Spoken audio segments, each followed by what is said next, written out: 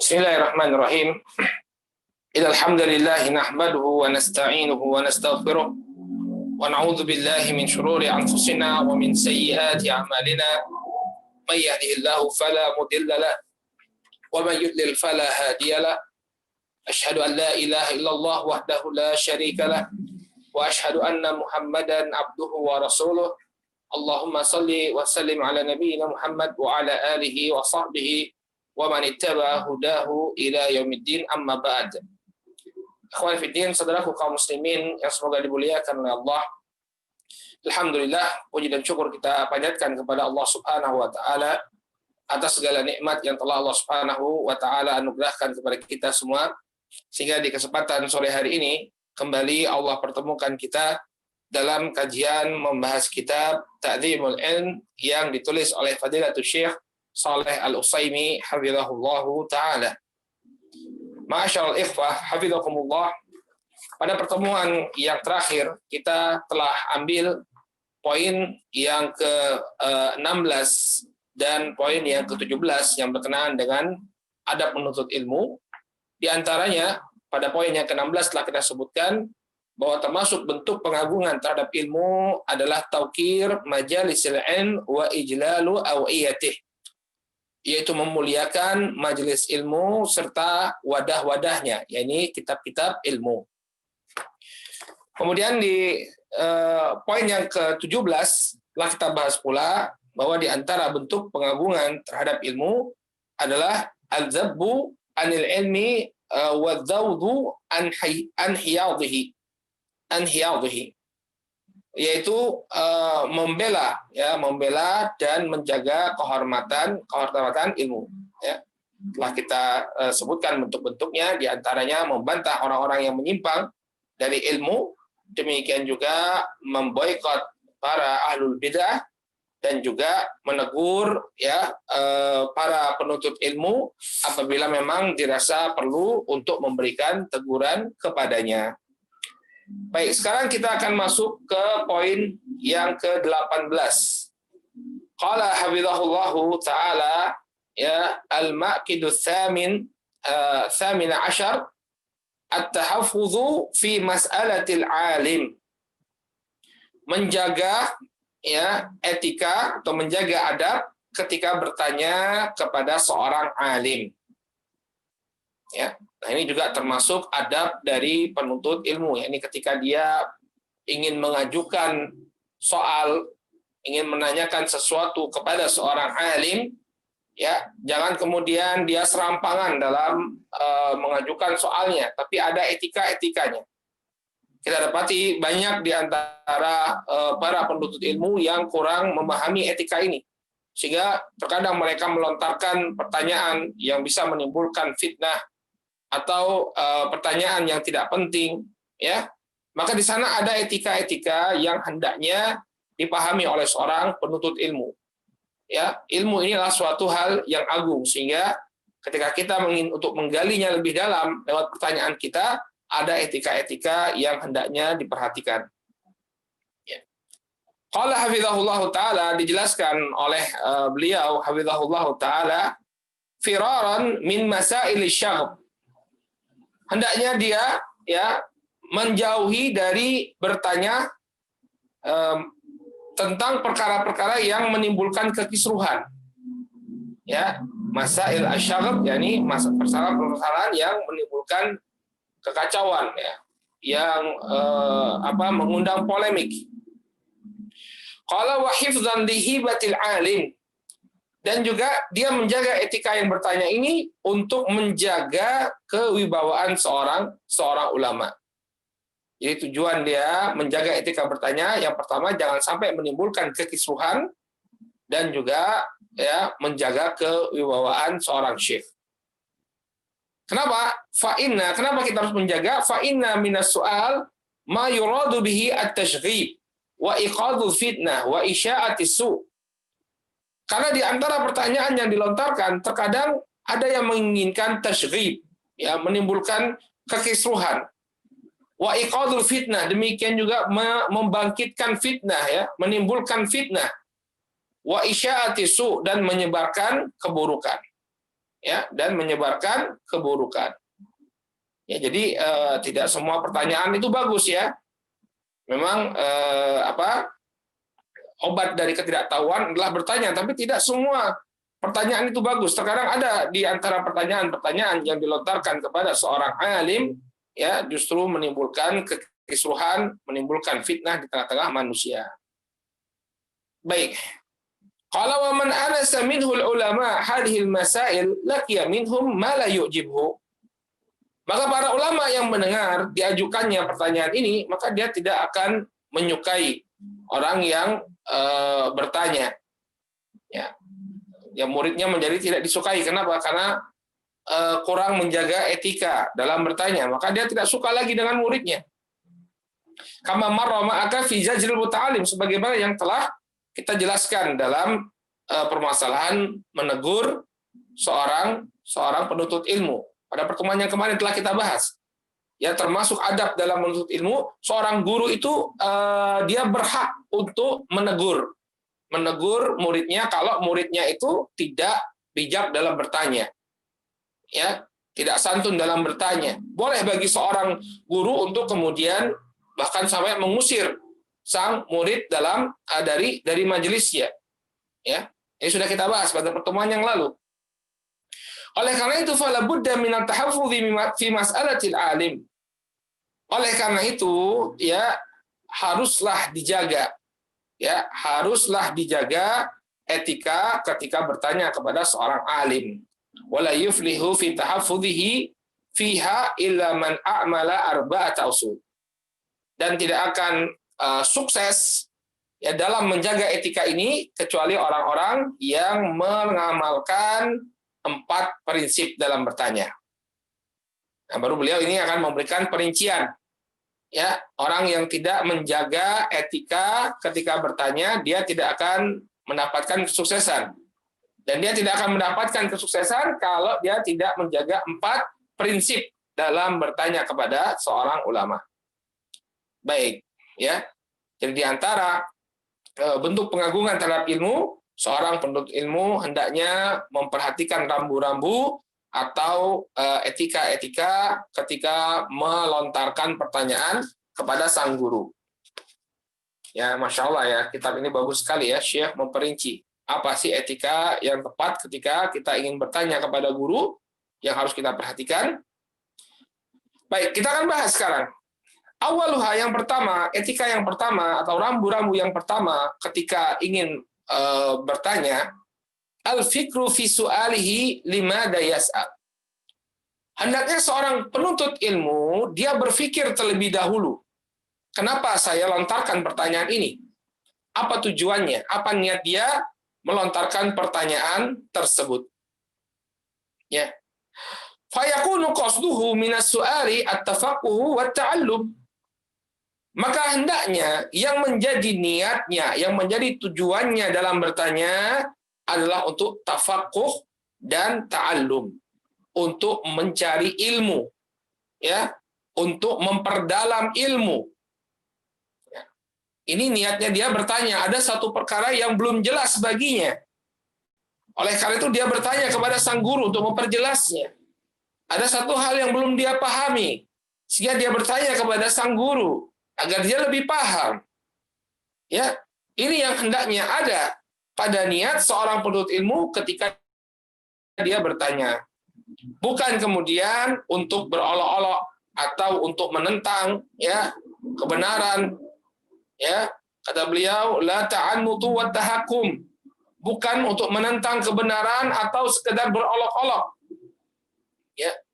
Jadi kalau tujuannya hanya untuk berolok-olok atau tujuannya hanya ingin menolak kebenaran, ya, sebaiknya Anda tidak bertanya, diam saja. Jangan bertanya. Ya, lihat kembali niat Anda, apa niatnya ketika bertanya.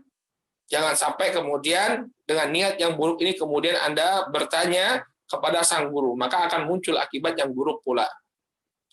Kata beliau, fa inna man sa'a qasduhu fi su'alih yuhramu barakatal ilm wa yumna'u manfaatah. Maka sesungguhnya barang siapa yang jelek tujuannya, jelek niatnya ketika bertanya, ya maka dia akan diharamkan dari keberkahan ilmu. Na'udzubillah. Kata Syekh, barang siapa yang jelek niatnya, jelek tujuannya ketika bertanya, maka justru yuhramu barakatal ilm. Dia akan diharamkan dari keberkahan ilmu.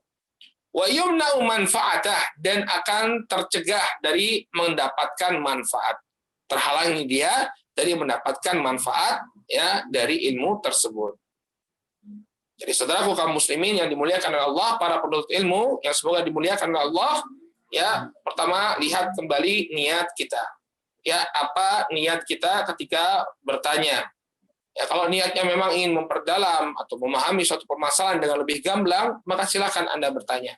Tapi kalau tujuannya ya Anda tidak suka ya dengan suatu kebenaran, kemudian bertanya untuk menentang kebenaran tersebut, atau sekedar untuk berolok-olok, maka lebih baik tidak bertanya. Kenapa? Karena akan menyebabkan kita diharamkan dari keberkahan ilmu dan tercegah dari mengambil faedah. Kemudian kata beliau, ya beliau membawakan sebuah fenomena yang terjadi di tengah-tengah majelis ilmu. Qala wa fin nasi man yas'alu wa lahu fi su'alihi qasdun batin yuridu tawassula bihi ilal maqsudin lahu. Dan di antara manusia ada yang bertanya. Ya, dan di balik pertanyaan tersebut ada niat yang tersembunyi. Yuridu tawassula bihi ila maqsudin lahu. Yang dia inginkan dengan pertanyaan tersebut untuk sampai kepada tujuannya yang tersembunyi tadi. Fa idza ghafala anhu al-mufti wa aftahu bima yuridu fariha bihi wa asya'ah. Maka apabila seorang mufti ghafal, artinya tidak awas, ya tidak aware dia dari pertanyaan yang dilontarkan tadi, dia tidak mewaspadai niat buruk di balik pertanyaan tadi, fa'aftahu bima yurid, lalu dia memberikan fatwa sesuai dengan apa yang diinginkan oleh si penanya, fariha bihi wa asya'ah. Maka dia pun bergembira dan menyebarkan fatwa tersebut. Nah, ini sering kita dapati dari para ashabul fitan, ya, dari orang-orang yang ingin menimbulkan fitnah, ya, ingin menimbulkan fitnah. Dia bertanya tentang suatu permasalahan misalnya, ya, dia bertanya tentang suatu permasalahan yang umum, ya.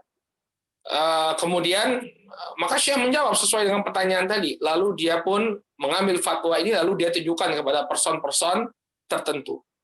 Ya, dia tujukan kepada person-person tertentu. Misalnya ada ya yang pernah terjadi, dan ini mungkin sering kita dapati di arena dakwah, ya. Misalnya ada yang bertanya kepada seorang alim kabir, ya, seorang alim, ya, apa hukumnya ya bermajelis dengan ahlul bid'ah? Kemudian syekhnya menjawab, ya, kemarin kita sudah sebutkan, ya, di antara bentuk pengagungan terhadap ilmu adalah larangan bermajelis dengan ahlul bid'ah, memboikot ahlul bid'ah. Maka kemudian syekhnya ini kemudian memberikan fatwa nggak boleh bermajelis dengan ahlul bid'ah.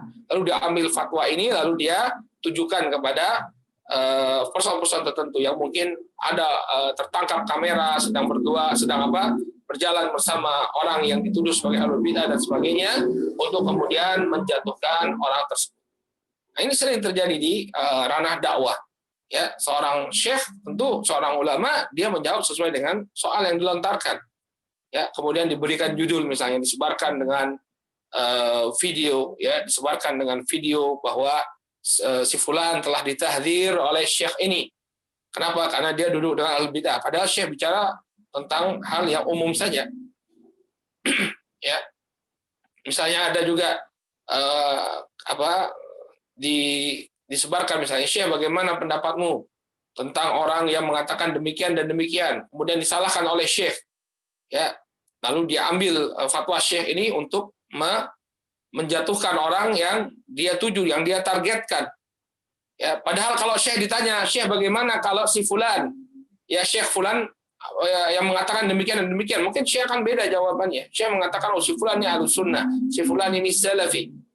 Ya, tapi ya begitu, karena memang orang ini tujuan dia bertanya adalah untuk menimbulkan kerusakan, untuk menimbulkan fitnah di tengah manusia, maka dia dengan pertanyaan tersebut justru menimbulkan keburukan ya di tengah-tengah manusia. Tidak ada manfaat yang didapatkan dari pertanyaannya tersebut. Ya. Maka kalau fa'idza ghafala anhu al-mufti wa afsahu bima yurid fariha bihi wa asya'a. Apabila seorang mufti tidak waspada dari udang di balik batu ini, maka kemudian dia berfatwa sesuai dengan apa yang diinginkan, maka orang tersebut akan bergembira dan menyebarkan fatwa tersebut. Namun wa idza tanabbaha ila qasdihi hala bainahu wa baina muradih wa zajarahu an ghayyih. Ya, akan tetapi ya hala bainahu wa baina muradih. Apabila sang alim yang ditanya dia mewaspadai, tanabbah artinya dia memperhatikan apa yang menjadi tujuan buruk orang yang bertanya, maka justru dia akan dia akan mencegah ya hala bainahu wa baina muradih, dia akan halangi niat buruk tersebut ya wa zajarahu an ghayyih, dan kemudian menegur si penanya dari kesesatannya ya. Ini jadi seorang yang ditanya pun harus perhatian ya dengan pertanyaan apa yang diinginkan oleh para penanya. Kalau memang dia menginginkan tujuan yang buruk, akan muncul tujuan yang buruk dari pertanyaan tersebut, maka hendaknya dia arahkan si penanya. Ya, apa maksudmu dengan pertanyaan ini? Ya, kita harus waspada. Kita harus waspada dari pertanyaan-pertanyaan yang ada. Ya. Kemudian beliau memberikan sebuah contoh. Qala al-Qarrafi fi kitabih al-Ihkam. Berkata Al-Qarrafi dalam kitabnya Al-Ihkam, ya, su'iltu marratan an aqdin nikah bil Qahirah. Al-Qarrafi mengatakan suatu ketika aku ditanya tentang akad nikah di Kairo. Hal yajuzu amla? Apakah melakukan akad nikah di Kairo itu boleh atau tidak? Ya, pertanyaan unik. Boleh nggak kita akad nikah di Kairo? Ya. Fartabtu wa qultu lahu ay lisail ma uftika hatta tubayyina li mal maqsudu bihadzal kalam. Maka saya merasa ada suatu keraguan ya. Saya merasa ragu dengan pertanyaan ini. Pasti ada udang di balik batu. Maka aku katakan kepada si penanya, ma uftika hatta tubayyina li mal maqsudu bihadzal kalam. Aku tidak akan memberikan fatwa kepadamu sampai engkau jelaskan apa tujuan dari ucapan ini. Tujuan pertanyaanmu ini apa? Maksud dari pertanyaanmu ini apa? Kan lucu sekali ada orang yang bertanya, apa hukumnya akad nikah di Kairo? Ya, suatu permasalahan yang jelas ya, mau akad nikah di manapun itu boleh ya. Anda mau akad nikah di kota Madinah, Anda mau akad nikah di Yogyakarta, Anda mau nikah di Kuala Lumpur, silahkan. Boleh. Ya, maka ini pertanyaan yang mencurigakan. Curiga Al-Qarrafi terhadap pertanyaan tersebut. Ya. Fa inna kulla ahadin ya'lamu anna aqdan nikah bil Qahirati jaiz. Maka setiap orang pun tahu ya bahwa melakukan akad nikah di Kairo ini adalah perkara yang diperbolehkan. Falam azal bihi hatta qal, maka dia pun dia falam azal bihi, maka aku mendesak ya, aku selalu melontarkan pertanyaan yang sama, meminta dia untuk menjelaskan maksudnya, hatta qal, sampai akhirnya si penanya mengatakan, inna aradna an naqidahu kharijal Qahirati ya famuni'na. Sesungguhnya kami ingin melakukan akad nikah di luar Kairo, namun kami tidak diperbolehkan. Li'annahu istihlal, karena nikah yang akan dilakukan adalah nikah istihlal, yakni nikah tahlil, yaitu nikah tahlil. wa huwa naw'un minal ankihatil muharramah, dan ia termasuk jenis pernikahan yang diharamkan. Nikah tahlil itu, ikhwan fillah, ya bagi yang belum mengetahui, jadi ada di dalam permasalahan fikih nikah-nikah yang diharamkan. Di antaranya adalah nikah tahlil. Apa itu nikah tahlil? Ketika seorang lelaki telah menceraikan istrinya dengan talak 3, ya, maka dia tidak boleh menikahi istrinya tersebut sebelum ya istri yang dia ceraikan itu menikah ya dengan laki-laki lain, ya, dengan nikah yang benar, bukan nikah yang disetting, ya, bukan nikah yang disetting. Disetting dalam artian tujuannya hanya untuk menghalalkan sang wanita, ya, agar bisa dinikahi oleh suami yang lama. Nah, nikah yang disetting ini disebut sebagai nikah tahlil, nikah untuk menghalalkan, ya. Jadi mudah-mudahan dipahami gambarannya. Misalnya ada seorang laki-laki, dia menceraikan istrinya sampai 3 kali, ya, sudah sampai talak 3. Ya, secara hukum Islam, maka mereka tidak boleh rujuk. Setelah ditalak 3, tidak boleh rujuk, tidak boleh menikah lagi. Harus diselingi dengan pernikahan lain terhadap sang istri. Istrinya harus dinikahi oleh orang lain terlebih dahulu, ya, kemudian diceraikan, baru dinikahi oleh sang suami lamanya. Dan nikahnya itu harus terjadi secara natural, bukan disetting. Ya, artinya dia suka sama suka, kemudian menikah, kemudian ya berjalan pernikahannya, kemudian mungkin terjadi konflik, cerai, baru boleh dinikahi oleh suami lamanya. Tapi kalau disetting, ini namanya nikah tahlil. Misalnya dia ngomong sama temannya, dia mengatakan, ya akhi, saya sudah menceraikan istri saya dengan talak 3, sehingga padahal kami masih saling mencintai. Ya, tolong kamu nikahi istri saya, kemudian langsung diceraikan agar aku bisa menikahi kembali istriku. Ini namanya nikah tahlil. Ya. Maka ternyata laki-laki ini dia tidak boleh menikah tahlil di luar Qahirah, atau tidak bisa melaksanakan nikah tahlil di luar Qahirah.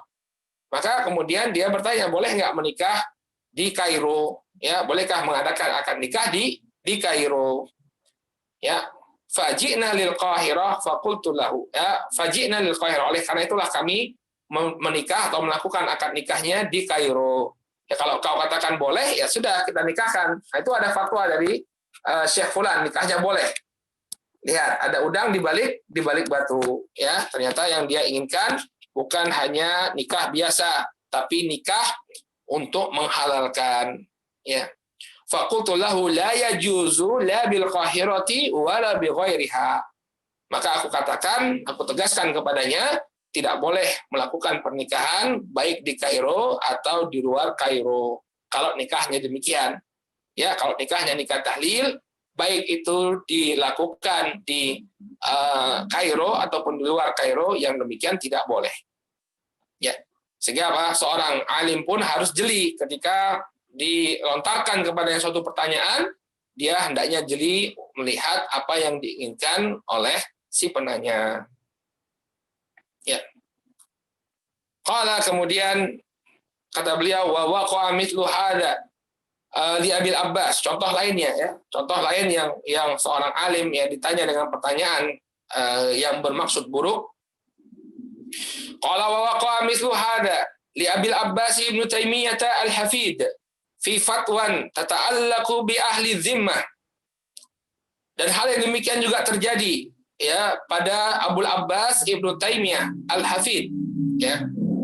Sudah pernah kita jelaskan, ya, Ibnu Taimiyah ada 2, kakek dan cucu.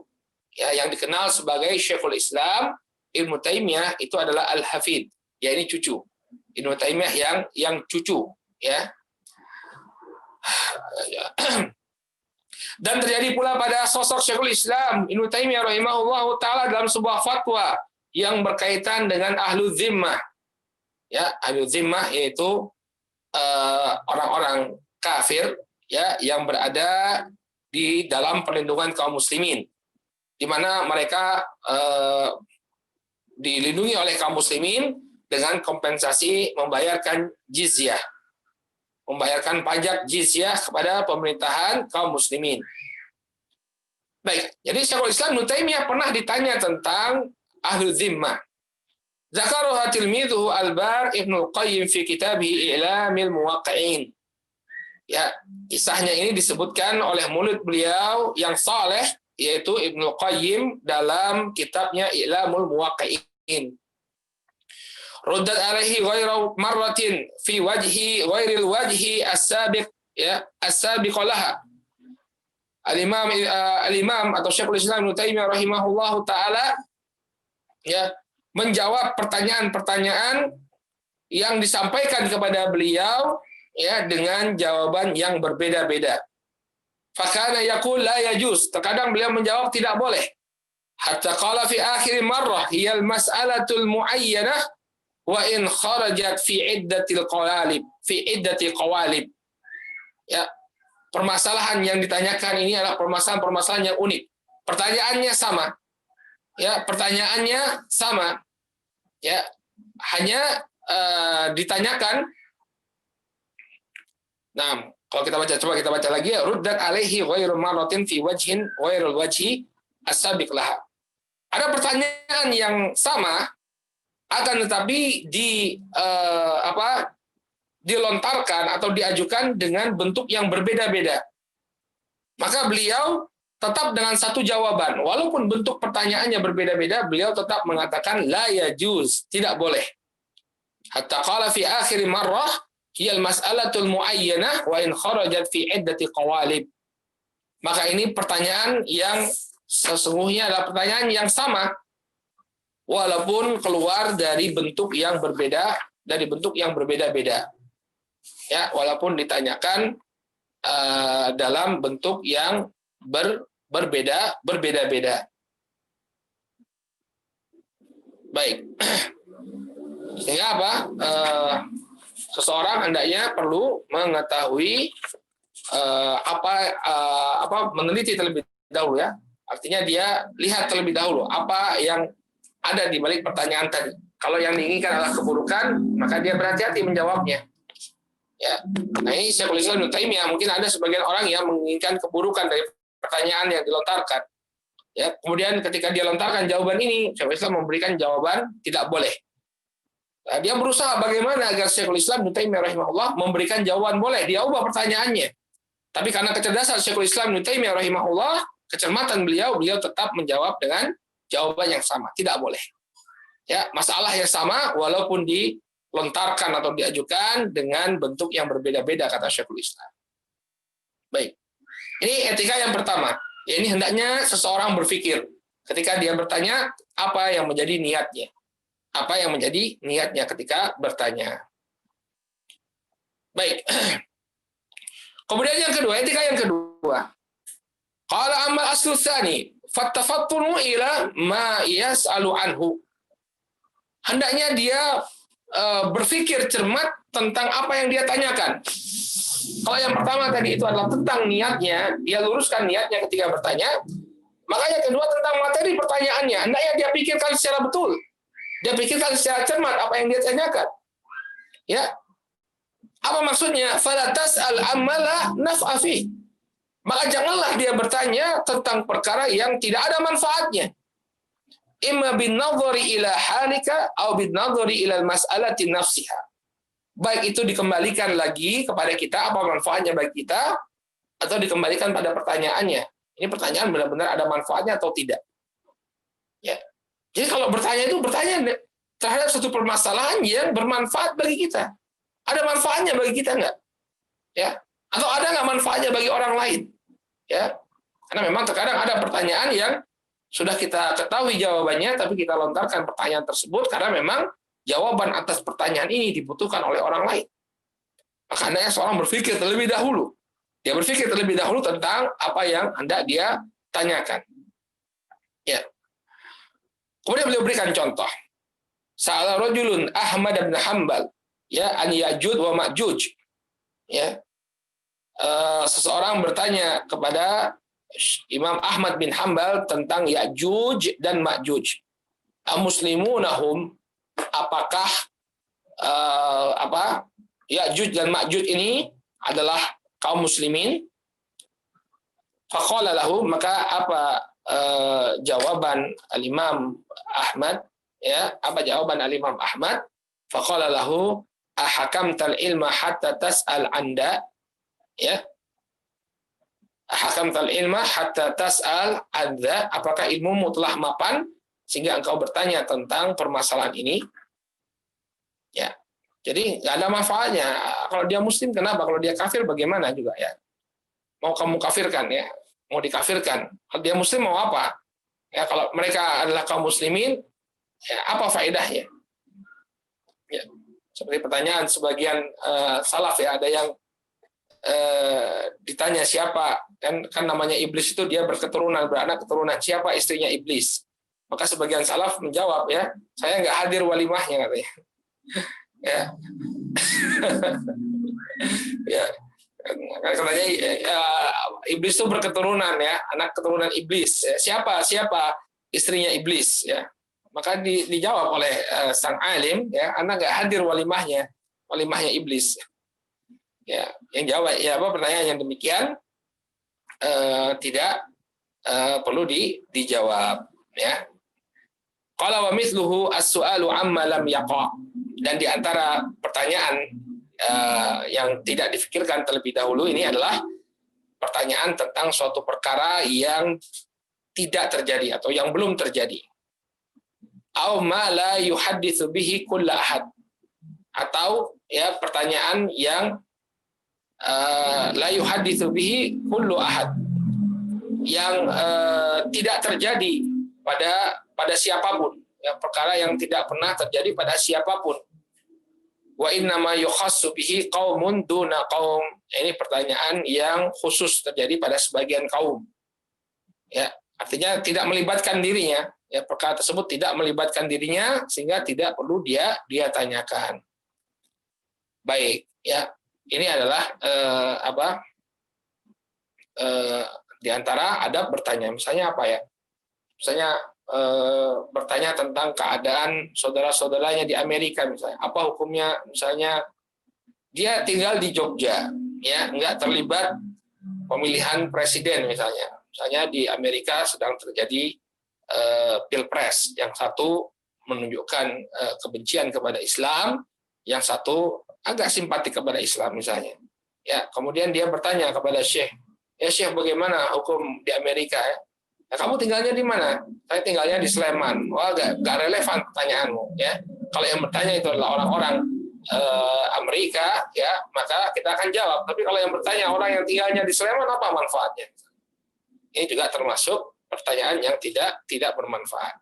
Kecuali misalnya antum ya dapat beasiswa kuliah di luar negeri, kemudian ini berkaitan dengan sebagian kaum muslimin di sana, mereka membutuhkan penjelasan, antum disuruh nanya, ya jadi masalah. Dan kalau kita nggak ada relevansinya sama sekali dengan kita, maka ya jangan kemudian fudul. Fudul itu artinya mengurusi apa yang bukan urusannya. Baik, qala ammal aslu tsalits. Sekarang etika yang ketiga ketika bertanya. Qala amma aslu tsalits. Fal intibahu ila salahiyati hali syekh lil ijabati an su'alih. Namun perkara yang ketiga, maka hendaknya dia memperhatikan ya kesiapan keadaan syekh untuk menjawab soalnya. Ya. Jadi jangan kemudian seperti wartawan ya, seperti wartawan ketika orang sedang mungkin ada hajat datang bawa mic. Ya gimana menurut Anda ini ya? Seperti orang yang menginterview dengan seorang selebritis. Lah, nggak seperti itu ya. Kita harus lihat kondisi syekh. Kita harus lihat kondisi guru kita ketika bertanya. Apakah memang beliau dalam waktu yang tepat untuk menjawab pertanyaan-pertanyaan tersebut, ya, atau tidak? Ya. Fala yas'aluhu fi hali tamna'uh. Maka janganlah dia bertanya kepada sang guru dalam keadaan guru itu tidak bisa memberikan fatwa, ya, dalam keadaan yang tidak memungkinkan. Kakaunihi mahmuman aw mutafakkiran aw masyian fit thariq aw raqiban sayyaratah, seperti engkau bertanya kepada sang guru ketika sang guru sedang kalut, ya, sedang ada masalah, ya, kelihatan beban di wajah beliau, kemudian ditanya. Lah, yang demikian tidak tepat. au mutafakkiran, atau ketika gurunya sedang berpikir. Ya, gurunya lagi serius baca buku, ya, lagi mungkin sedang berusaha memahami suatu permasalahan, menukilkan pendapat-pendapatnya para ulama, sedang serius dia di maktabahnya. Ya, kemudian datang kita langsung bertanya, Syekh, langsung buyar, ya, konsentrasi sang guru. Ya, au masyian fi thariq, atau dia sedang berjalan, tergesa-gesa sedang menuju suatu tempat, lalu kita cegat di tengah jalan. Ya, misalnya syekhnya sedang ada kebutuhan, sedang ada keperluan, dia perlu untuk segera misalnya ke mobilnya, lalu kita cegat. Au raqiban sayyaratah, atau ketika beliau sedang naik mobil, beliau sudah berada di mobil, kita cegat, Syekh, ya, ada pertanyaan Syekh, ya, kayak para wartawan. Ya, jangan dia kemudian melakukan hal yang demikian. Kemudian kata beliau, bal yatahayyanu tiba nafsih, bahkan hendaknya dia memperhatikan, ya, keridhaan dari syekhnya ketika menjawab pertanyaan. Kalau syekhnya memang kelihatan berat atau enggan untuk menjawab pertanyaan, jangan dipaksa. Ya. Kemudian beliau bawakan beberapa asar di sini. Beliau mengatakan, qala Qatadah, sa'altu Abat Tufail mas'alatan faqala inna likulli maqamin maqal. Al-Imam Qatadah, beliau pernah bertanya, ya, aku pernah bertanya kepada Abu Tufail tentang suatu permasalahan. Maka Abu Tufail mengatakan kepadaku, inna likulli maqamin maqal. Sesungguhnya setiap kedudukan atau setiap tempat, ya, ada ucapan tersendiri dalam tempat tersebut. Atau kita terjemahkan dengan lebih ringkas, bahwa setiap pembahasan itu ada tempatnya. Ya, setiap pembahasan ada tempatnya. Dan sekarang bukan tempat yang layak untuk membahas pertanyaanmu tersebut. Tunggu nanti di majelis ilmu. Ya. Demikian etika ketika kita bertanya. Lihat kondisinya. Lihat kondisi ketika kita ingin melontarkan pertanyaan kepada sang guru. Kalau kondisinya tidak tepat, maka tunda terlebih dahulu sampai, ya, kondisinya itu memang sesuai bagi kita untuk melontarkan pertanyaan, maka yang demikian baru kita lontarkan pertanyaan kita. Jangan maksa, ya. Ini perlu dijawab saya sekarang, ini nggak beretika. Inna likulli maqam maqal. Ya, setiap sesungguhnya ada setiap pembahasan ini memiliki tempat tertentu atau tempat yang khusus untuk membahasnya, tidak di setiap tempat. Baik, ini asal dari Qatadah. Kemudian kata beliau, wasa'ala rajulun ibn al-Mubarak an haditsin wa huwa yamshi. Ada seseorang yang bertanya kepada Al-Imam Ibn al-Mubarak tentang sebuah hadis ketika Ibn al-Mubarak sedang berjalan. Faqala laisa hadha min tawqiril ilm. Maka Al-Imam Ibn al-Mubarak mengatakan, yang demikian ini bukanlah bentuk pemuliaan kepada ilmu. Ya, bertanya kepada seorang syekh ketika dia sedang berjalan, ya, maka ini bukanlah bentuk, ya, tauqiril ilm, ya, pemuliaan kepada ilmu, kurang elok. Ya, walaupun sebagian masyayikh kami lihat membolehkan, ya, kayak masyayikh di Masjid An-Nabawi, ya, banyak orang yang bertanya kepada beliau di sepanjang jalan dan sepertinya beliau meridhoi. Namun yang lebih elok adalah ketika kita, ya, tidak menghalangi, ya, perjalanan beliau, perjalanan sang alim, ya. Kalau misalnya dibuka majelis tanya jawab, ya, setelah dars atau apa, ya, manfaatkanlah itu. Memang Syekh sudah menyediakan waktu, ya, Syekh sudah menyediakan waktu untuk menjawab pertanyaan, maka manfaatkanlah waktu tersebut untuk bertanya. Ya, jangan kemudian ganggu waktu-waktu beliau yang lain. Qala wa kana Abdurrahman ibn Abi Layla yakrahu an yus'al wa huwa yamshi. Dan dahulu Abdurrahman bin Abi Layla, ya, tidak suka untuk ditanya ketika beliau sedang berjalan. Ya, jadi Abdurrahman bin Abi Laila tidak suka ditanya ketika beliau sedang berjalan. Ini prinsip yang ketiga, memperhatikan keadaan sang guru ya ketika mengajukan pertanyaan. Apakah beliau dalam keadaan memang siap untuk menjawab pertanyaan atau tidak. Jangan kemudian memaksa agar pertanyaan kita itu segera dijawab. Ya. Kemudian etika yang terakhir ya dalam bertanya, barakallahu fikum. Etika yang keempat atau prinsip yang keempat dalam mengajukan pertanyaan, amal aslur rabi ya fatayaqudhu sa'il ila kaifiyati su'alih. Maka hendaknya seseorang bertanya, yakni tayaqudz, yakni memperhatikan cara dia bertanya. Ya, cara dia bertanya, cara dia mengajukan pertanyaan. Kalau yang ketiga tadi apa? Melihat kondisi syekh. Kemudian yang keempat, dia membuat pertanyaan, mengajukan pertanyaan dengan cara yang baik. Bagaimana dia mengeluarkan pertanyaan atau bagaimana mengajukan pertanyaan dengan cara yang baik? Bi ikhrajihi fi surati hasanatin muta'addibah. Yaitu dengan mengeluarkan pertanyaan tersebut dalam bentuk yang baik dan dipenuhi dengan adab. Bagaimana bentuk pertanyaan yang dipenuhi dengan adab? Fayuqaddimud du'a li syekh. Maka hendaknya dia mulai dengan mendoakan kebaikan bagi sang syekh. Ya syekh, fadilatul syekh, ya ahsanallahu ilaikum. Ya, semoga Allah memberikan kebaikan kepadamu. Ya syekh, jazakallahu khairan wa barakallahu fiikum misalnya. Wahai syekh, ya, terima kasih ya. Semoga Allah membalas. Ya, kita ucapkan terima kasih ya. Semoga Allah membalas kebaikanmu dan memberkahimu ya. Kita bertanya, fadilatul syekh ya, barakallahu fika wa fi ilmik. Semoga Allah memberkahimu dan memberkahi ilmumu. Ya, maka ini bentuk etika ketika bertanya. Mendoakan syekhnya dengan kebaikan sebelum dia mengajukan pertanyaan.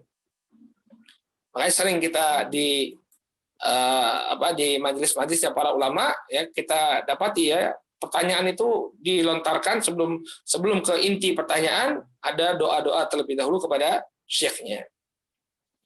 Ya.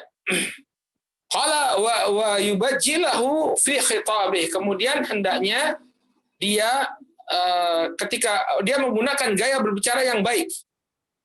Ya. Apa bahasa kita ya? Diksi ya. Cara berbicaranya cara yang baik ya. Cara redaksi soalnya itu adalah redaksi yang baik. Wala takunu mukhatabatuhu lahu ka mukhatabatihi ahlas suq wa akhlaq al-awwam. Ya, al-awam. Maka tidak sepantasnya berbicara kepada seorang syekh seperti berbicara kepada orang di pasar-pasar.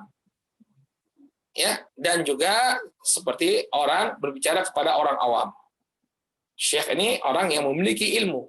Para ulama Allah telah muliakan derajat mereka dengan ilmu. Maka cara kita berbicara kepada seorang alim, cara kita melontarkan pertanyaan kepada seorang alim tidak sama dengan cara kita berbicara kepada orang-orang di pasar-pasar atau berbicara kepada orang awam.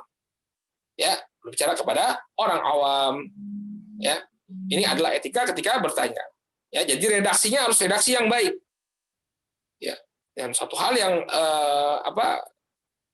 cukup mengecewakan ya, sebagian orang dia terdidik ya dengan pendidikan tinggi, tapi ketika bertanya tentang permasalahan agama ya kita tidak melihat adanya etika atau adab dari pertanyaannya tersebut. Ya, maka terkadang malas kita jawab pertanyaan-pertanyaan ya. Kadang ada yang masuk lewat WA, ada yang masuk lewat inbox di Messenger ya.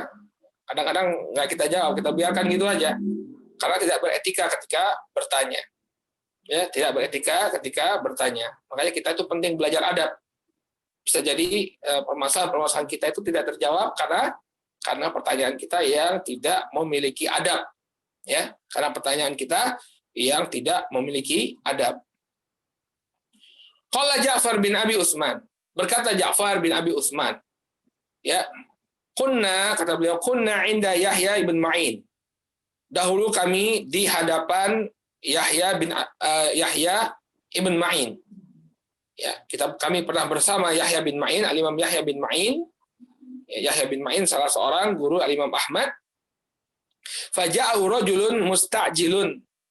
Maka kemudian datang seorang laki-laki dengan tergesa-gesa. Faqala ya Aba Zakaria, hadithni bi syai'in azkurka bih. Wahai Abu Zakaria, sampaikanlah hadis kepadaku, maka aku akan sebut namamu. Azkuruka bih. Ya. Yang aku akan pakai untuk menyebut namamu. Jadi minta sebuah hadis sehingga aku bisa mengatakan, wah, saya mendapatkan hadis ini dari Yahya bin Ma'in. Maka apa kata Yahya? Ya, uzkurni annaka sa'altani an uhadditska falam af'al. Ya, sebutlah namaku, ya, bahwasanya engkau pernah meminta agar aku memberikan hadis, namun aku tidak memberikannya. Ya, kalau memang tujuan ingin menyebut namaku, maka sebutkan saja bahwa dahulu ya aku pernah meminta hadis kepada Yahya bin Ma'in, namun dia menolakku. Ya, cukup. Ya, kalau kamu ingin menyebut namaku, ya sampaikan saja kepada manusia bahwa engkau pernah meminta hadis kepadaku, lalu aku tolak untuk memberikannya. Aku menolak untuk memberikannya. Ya.